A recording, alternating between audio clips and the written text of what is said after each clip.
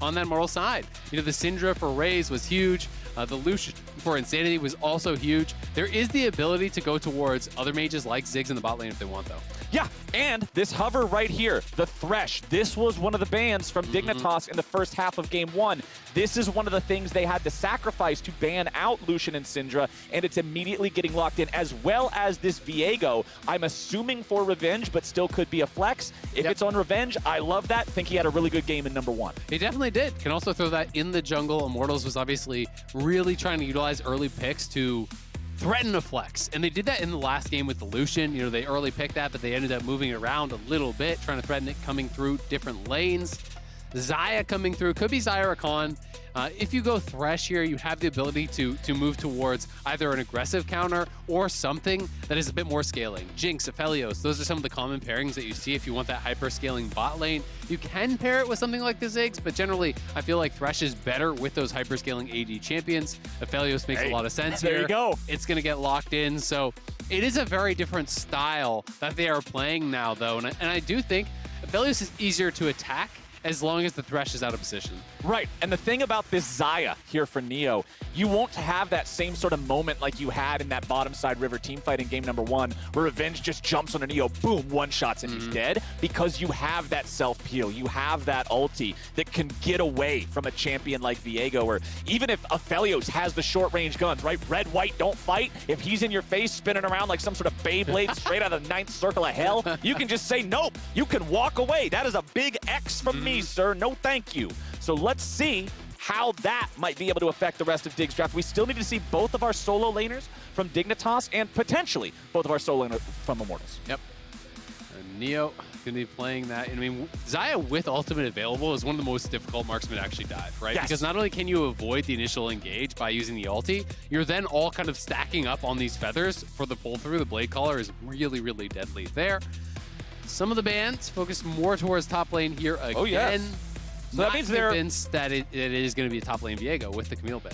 Right, yeah, that's what it feels like to me, is they're saying, okay, the Viego's not the top laner this time around. We have to continue targeting other champions that Revenge is good at, is effective on. Immortals, definitely targeting towards FakeGod here, getting rid of both Gnar and Gangplank. And I think that the logic makes sense on the Dignitas side, because really, what's the hard engage over on Immortals right now? They don't have any, right? So they're— I mean, you got Rakan. Or, oh no, excuse me, you said Dignitas on Immortal. Yeah, exactly, right? So that's why they're banning out things like the Camille, banning out some of these top lane champions that can work as the hard engage. Tahm Kench, not exactly hard engage, but can help to set up for the Thresh. I do feel that they're lacking pretty significantly as some actual go buttons here. Compared to what they have last game, where they had Zac, where they had Syndra, where they had Rakan, they had so many ways to start a fight out immediately.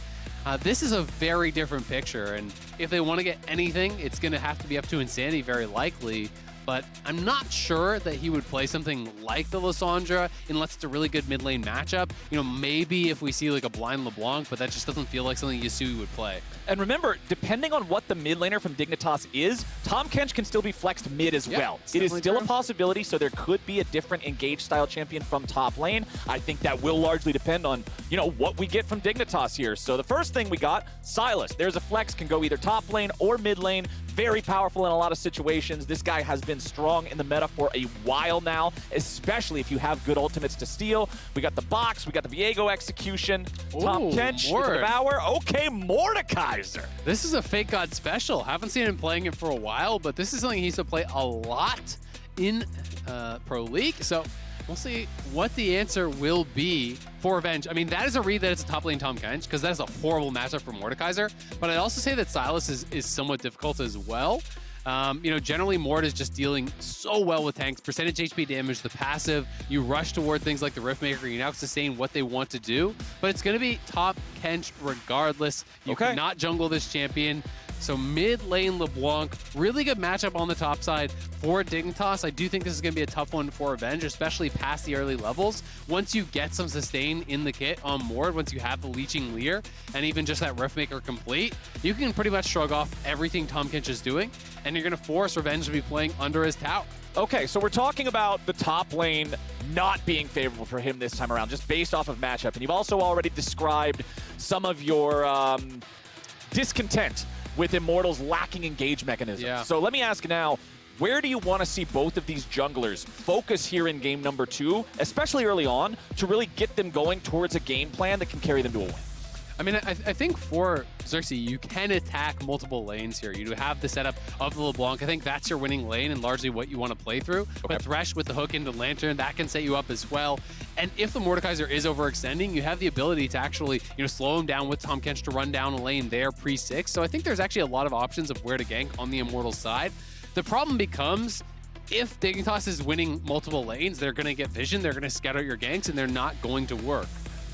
So that then would be the name of the game here for Dignitas, right? Be able to get those advantages. Watch out for where that's coming from. And especially with this Mordekaiser, I mean, if Mordekaiser gets to the point where there isn't really a viable option to deal with him in a 1v1 in team fights, all of a sudden, taxes must be paid. QSSs must be purchased, which can make such a massive difference in a game, charging that 1,300 gold to multiple enemy players. Exactly. I mean, even if you're just looking at someone like Raes, right? If you can say, all right, Aphelios is going to be the big threat here, you just ult this guy every single team fight and take him out, and there's not a lot of consistent damage amongst the last 4 remaining players on the Immortal side. And when some of these champions get stuck in those situations, it's incredibly difficult for them to actually deal with the Mordekaiser. Again, Dignitas looking for the aggressive invade here. This one was spotted, so we'll be able to back it up there. Raes sees what's going on, flashes the emote, walks away. Dignitas will continue hanging out here. We've got multiple players around. Akaadian stepping forward. He'll see Destiny, but he doesn't go any further in. Not quite enough range for Audacious Charge. I think that Insanity's going to have to lane well in this one. It just feels like that's your only winning lane, really. That's the only lane that I really expect to be kind of having prio. Akaadian is going to have priority as far as the 1v1 in the jungle goes as well. So if your mid lane is losing, it's going to be problematic. Utilizing the range advantage in this LeBlanc versus Sylas will be critical. I like the deep ward here, though, from Revenge. As soon as you see them actually invading on the bottom side, you kind of get carte blanche to go in on the other side of the map and really try to get some vision down. So at the very least, they have eyes on where this is going to start out. And it did look like we saw, so what Revenge did is he actually stacked the wave on top side, so he just walked forward into the minions so that they would group up and kill off his minions faster so that the wave is going to push towards him, right? And when you are in some of these losing matchups, that often can be the answer. You want to thin it enough so that you're not just going to get kind of hard shoved in and overwhelmed by the minions, but at the same time, you don't want to be pushing away, especially when Xin is starting topside and you're in a losing matchup because you're just going to get ganked and die.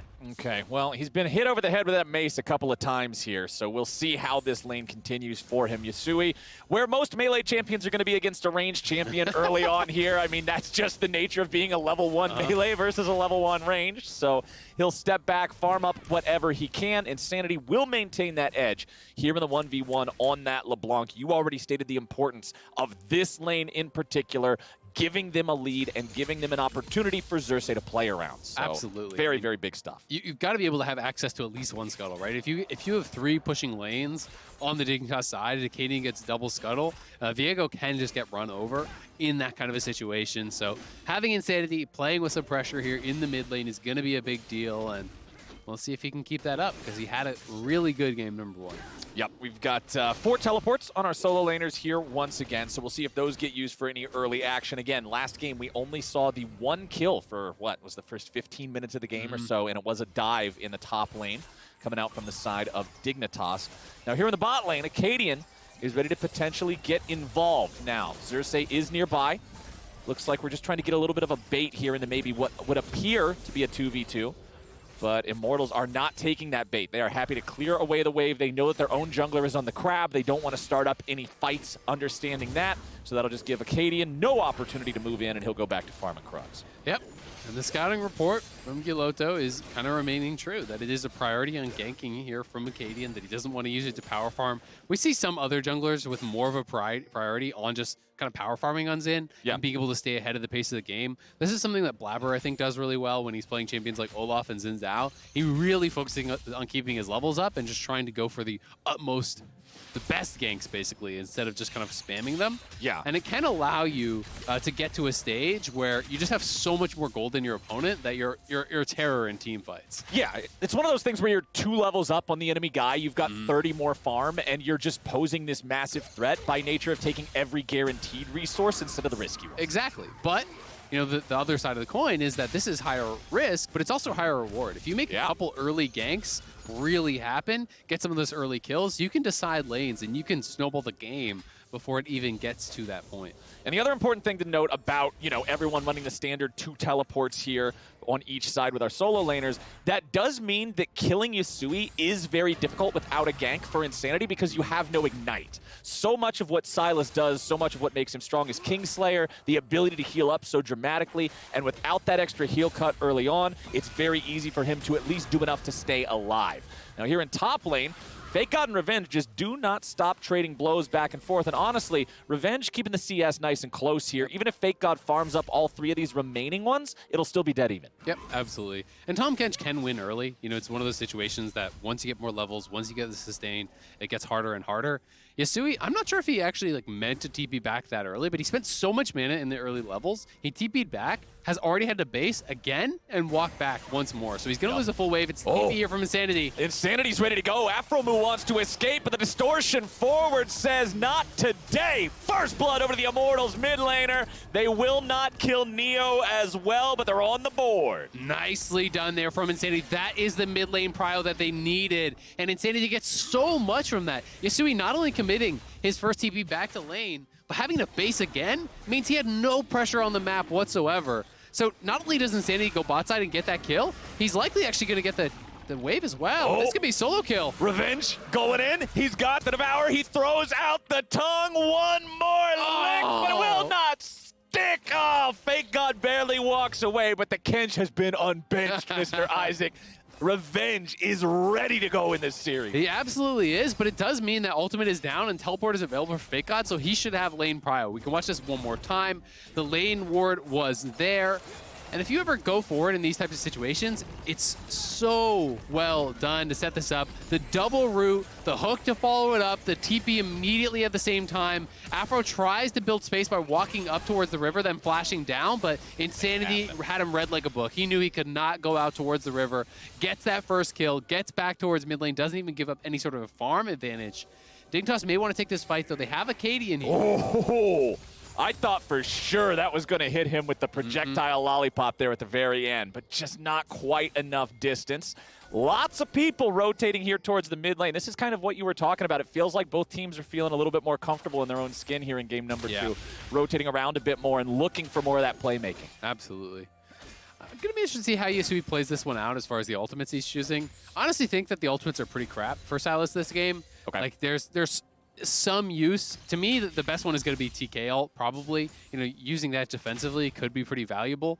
You know, trying to save someone on your team or something like that. But besides that, it's like, I mean, Raes ult doesn't really do anything for you without the ability to follow up with your activatable Q. You know, the box, I guess, can be pretty nice, but there's no big win here as far as the Sylas ults, and usually that's when you see it picked in pro play. Like when Alistar's meta and Alistar gets locked in, that's the only one you need. Blitzcrank, that's the only one you need. Mouthbite, that's an obvious one, but there's no huge win here, I feel like, as far as the Sylas ults. Well, here's what you were talking about earlier. FakeGod having the ulti advantage against Revenge. Here in the 1v1. Thick Skin may be able to keep him alive. He dives into the ground. He gets underneath the turret. Akaadian will not hit. The wind becomes lightning, and Revenge survives it. Yep, Revenge going to be able to survive, but now you get the push. You get to reset this wave before he can get back here.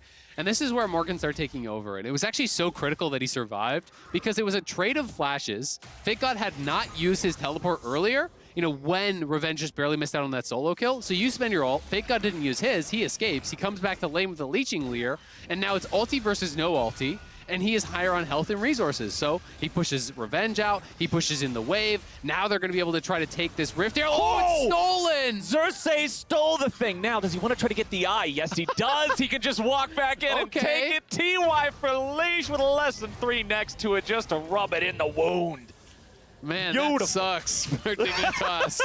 Yeah, they had it all the way down to like 5%. Yeah. You just walk up, W smite. Thanks, bud. I mean, that was their own mistake. And this is all about the facing of the Herald, right? You actually want to be standing over here. You want to be standing on this side so that Shelly's back is away from where Xerxe is coming in. But instead, the back is towards Xerxe. He just slides in there, stabs the eye, smites it down, even able to get the Herald because Insanity had mid lane prio.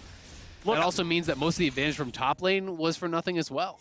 I know we'd get DMCA'd for it, but I just want to see the smooth criminal overlay with that one, because that was slick, man. That was good stuff coming out from Xerxe there, reading the opportunity to go in and steal it away. And honestly, even if it fails, even if it doesn't work and now he's in the middle of two enemy players trying to get away, you're Viego. Just ult over the wall. There's no real cost here except that cooldown timer. And this game is looking a lot worse, honestly, than the same position for Dignitas last time. You can see the FTX gold advantage up about 800, but they've gotten the Herald, they've gotten the Dragon, they're the ones with the kill, right? You know, last time around, Immortals were actually the ones controlling the Dragons, but they were giving up Heralds on the other side, and now this time, they kind of get their cake and eat it too. Raes will be zoned off. This is some nice counterplay on that bottom side. We'll see what Xerxe can get done, because he's got a pressure now, and he probably wants to drop Herald and try to get something done to be able to move over and continue stacking up this Dragon, because they're actually losing a lot of gold there. Yeah, Dignitas flexing pretty hard down here in the bottom lane. Xerxe and Insanity both looking for an opportunity to maybe join up with this. However, they don't have the man advantage enough. All right,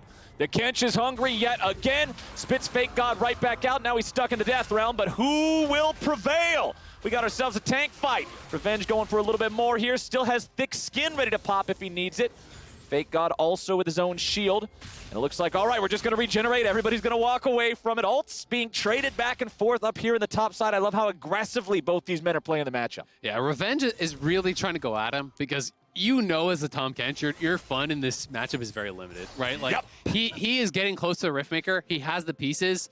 And when that comes through, that plus Conqueror is usually just more than you can actually deal in damage. The healing coming through. As a tank, what do you do against it, right? It's very difficult, you know, unless you're playing from way ahead, but he is down a bit on farm. You know, he's trying to utilize his additional regen there, trading the ult out aggressively. FakeGod has the response of his own ulti, and he's trying to go in here. Okay, Revenge goes in. Doesn't quite get the knockup, but he's got a lot of extra damage coming out here. FakeGod has to try to walk away from it. There's the tongue lash. One more hit. Flash for the lick. FakeGod is down and Revenge is unleashed. Okay, Revenge, let's go. The ultimate trade earlier finds the opportunity to get the kill here. And FakeGod needed to use the E to disengage. He needed to throw it the other way to scoot that Tahm Kench away from him. Instead, he pulls him right on him, and that's where Revenge wanted to be. FakeGod gets taken down, loses his flash. They are pushing on this bottom side as well, so Immortals winning out on both sides of the map, and they can likely even move towards the Dragon. Oh, and a beautiful play from Destiny. They're smooth. denying the grand entrance from Aphromoo with a quickness already engaged. That stops the whole show from Dignitas in the bottom lane. That was really nice. He hooks one, he plays the other out. Yeah. That was looking slick. We are getting a lot of fancy footwork here today from these guys. Now, we do have 2.1 thousand gold. That's your FTX gold advantage here for Immortals. 12 minutes into the game. 2,000 at 12 minutes is a very nice lead for Immortals to have built up for themselves at this point. We did not see a lead this large this early in the previous game. Exactly. I mean, you know, that's kind of what I was talking about earlier. It's one of these situations where, you know, generally in League of Legends, if the game is going even, you either have the gold advantage or you have the dragon advantage. In this case, they have both, and that just means you're winning everywhere, and that is really problematic. Plus, FakeGod dying in that 1v1 didn't actually have enough gold to complete his Riftmaker, so he's still waiting for that. Is going to decide to make a pit stop towards what looks like Merc Treads here. Oh. And Revenge just going at him. Revenge. Oh, and he devours him after the claw, and Raes is ready and waiting. Now, he will have to wait for this 7 seconds in the Shadow Realm to end, but oh, baby, Revenge got the blue eyes white dragon. See ya! Oh, Revenge, the tongue slap into the dive there. They're going for Insanity. Looks like they will catch him. Insanity in trouble. One more hit from Akaadian. Gets it done. He had the auto attack, but even if not, the Iron Spike whip active would have had the range. Maybe. It is Tahm Kench, though. Yeah, Revenge will be a difficult target. He does not have his ulti. He does not have his ulti. This next wave would be the time to do it. There is no one else here on the side of Immortals to try to help Revenge. Yusui under pressure here in mid lane, but he gets away to safety. Okay, let's see it, Revenge. Three-man play coming out. Aphromoo gonna take the aggro here with the start. Never mind, it's over to Akaadian. Revenge still going back in for that one. Thick Skin keeps him alive. TP's coming in, and now Immortals have found their counter-attack. Aphromoo is grabbed by the death sentence over the wall. Insanity picks up Akaadian, and Dignitas digs their own graves. Double kill for the Ruined King and his loyal servant, the Frog Prince. Unclog the Frog, unbench the Kench, don't mess with Revenge. They try to pull off the dive, but he is so damn tanky.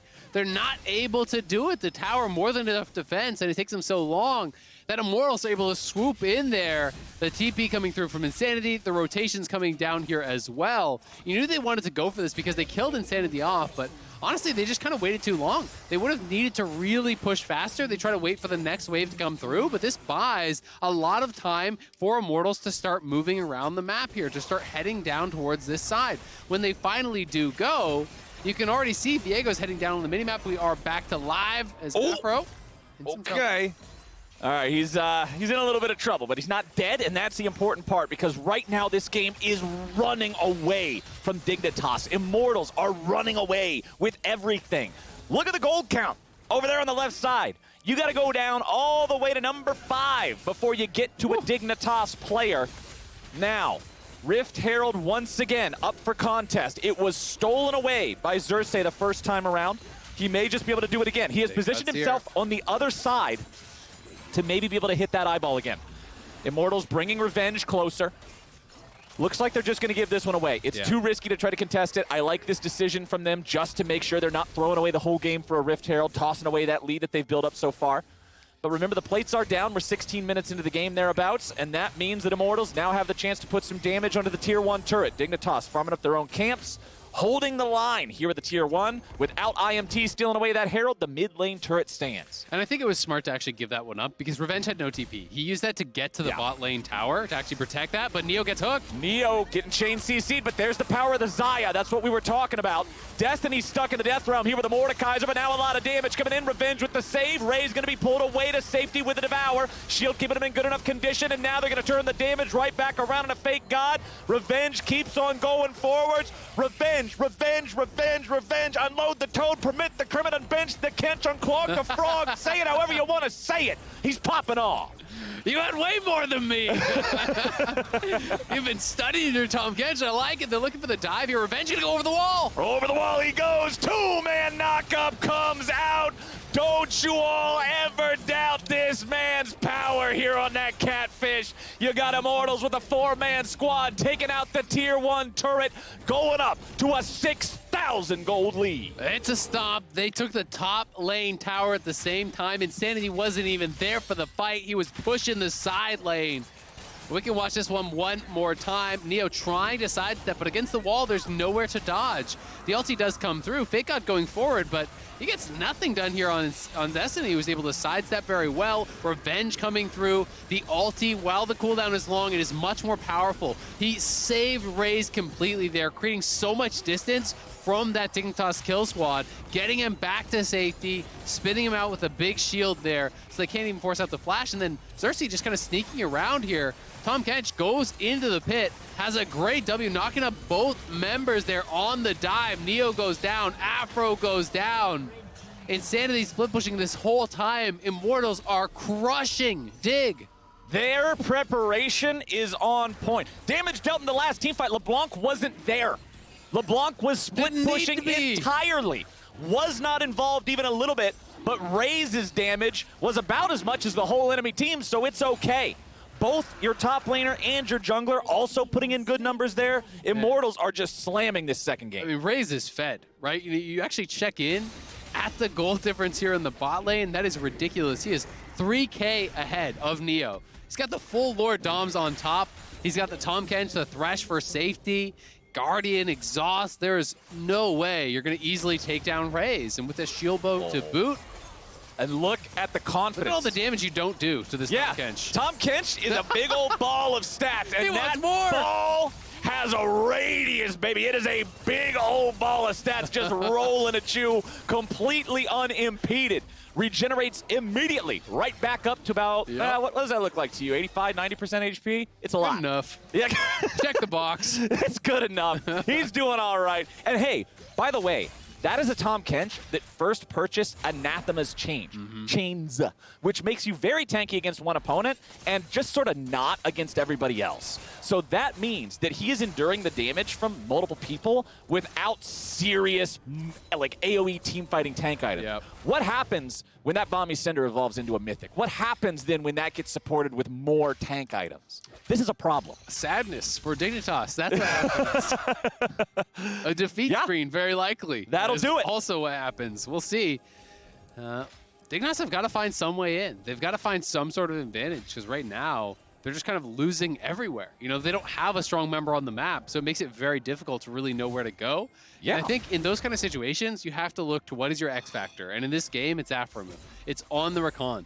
So I would like to see them try to play a little bit more aggressively in the side lane, push the Sylas down the side lane, have Aphro just shadowing him behind, and try to make some sort of a play happen. Try to turn a 1v1 into a 2v1, pick off Insanity, get something done, because right now, I mean, they're just losing everywhere. They're losing control of their jungle. They're losing out in the farm. They're losing on the objective score.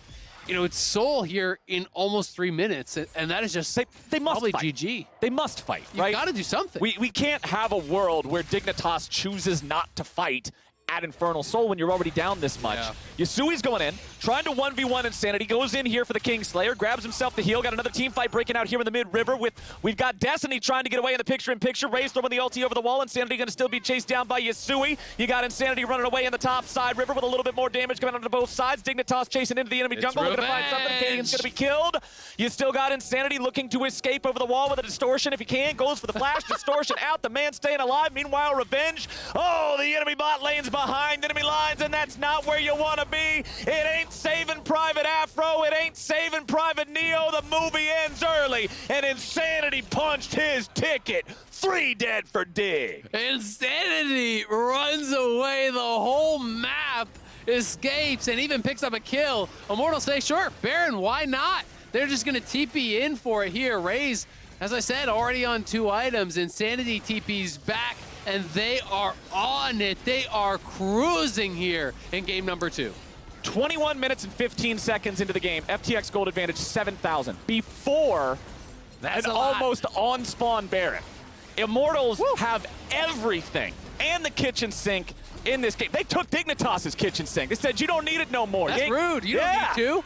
Their gameplay is clean. They get 2 sinks. Dignitas is all dirty. No sink allowed. And that is where Immortals is at right now. 1 minute and 15 seconds till our soul spawns. Here's where the fight started on the other side. Yep, Destiny able to just kind of scoot him away there with the flay, flashing back.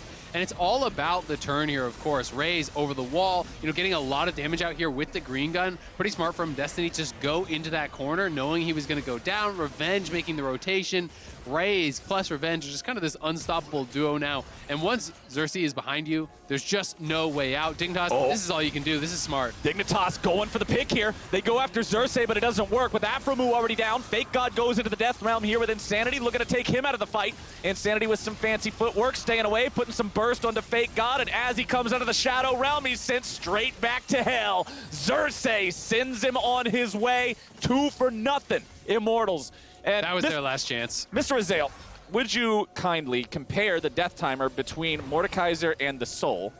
Because I think that is also a big problem right now. Yeah, I mean, this game is over. That was their last chance. Oh, almost. If Neo had items, that would be a kill. If Xayah had more than a Gale Force and a purple cloak, that probably would have been a kill. Look at Raes items. Imagine if you had that. If you would have killed those him like 3 times over. Dude, he dies in 2 less auto attacks if you have those things. Like, you kill him, you hit him the first time. If it's a crit, he dies. I mean, that is the toughest part about playing from a disadvantage, is that even if your opponents make a mistake, you usually cannot punish when you're this far behind. You just Yeah. don't have the gold to do it. Soul is there. Baron is there. They're insanely ahead. That 5-man pick, I think it was the right move for Dignitas, because maybe if you get a free kill there, you can try to contest the Soul in a 5v4. I like the fact they went for something. You got to try something, because this game is just completely out of control. But with that going bad, this is all over. Neo saves the ulti, thinking that even if he gets knocked up, that he will not die in the CC and he can get away, but that's not the case. Immortals have the damage, they have the lead, they have the game in the palm of their hands. They will do nothing but pad the stats on their way to the victory line. Yusui's the last... Nope. I couldn't even say it in time, man. I couldn't even get the words out of my mouth before they put that man right back in the spawn platform. There's your Bud Light ace. There's your game number 2. 2 minutes faster than game number 1. Immortals are on track for a clean sweep. You couldn't get the words out of your mouth, and Dignitas could not get out of the fountain there at the end. Immortals stomp them in game number 2. You would not know that they are the ones that started in the lower bracket based on this series so far. They are crushing it. Immortals making this look easy. I mean, I'm really impressed by both Insanity and Revenge. They've been having a hell of a series. Well, honestly, everyone on Immortals is having really good series thus far, so it's kind of hard to just pinpoint the one person. But these two guys, no playoff experience, coming into it, looking really good. Revenge was playing with a lot of confidence. I think there are a lot of players who, given a bad matchup, you're playing Tahm Kench in a Mord. Yes, you have some opportunity early, but I think a lot of people would have just accepted they were going to lose the matchup and played it pretty passively, played it to farm.